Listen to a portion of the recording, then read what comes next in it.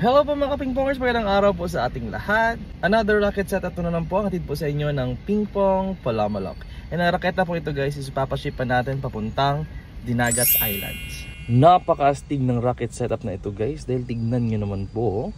Ang blade niya po is one of the best selling blade from Donic. Ito po si Donic Original Carbo Speed. Ito po ang kanyang itsura guys.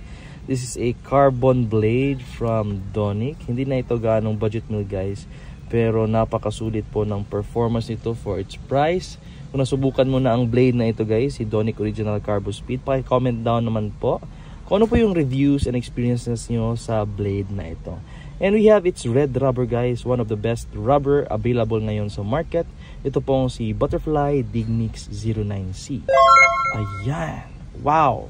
This is not a budget mill rubber guys. May kamahalan na ang rubber na ito guys, pero hindi ka magsisisi, hindi ka mabibitin sa rubber na ito kung speed, spin, and control ang pag-uusapan.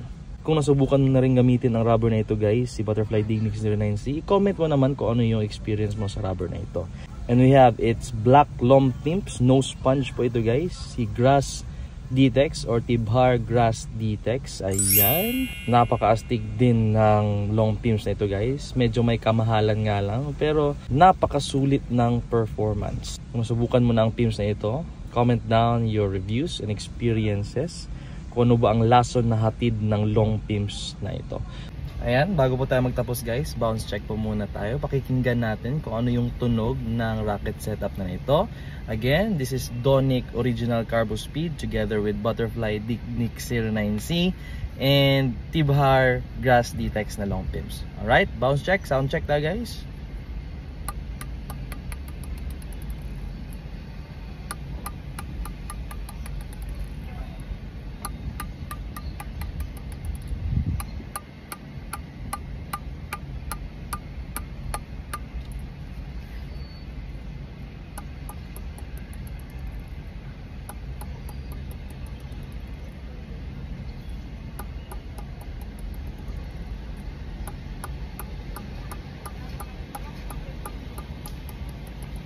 Ayan. So nag-order po nito sir, thank you so much po for trusting Pingpong Palamalok. Sana po mag-enjoy po kayo sa paglalaro ng pingpong gamit ang napaka-astig na racket setup na ito.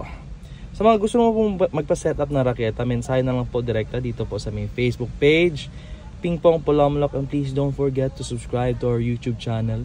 Ang link po ay nasa comment section. Maraming salamat. God bless.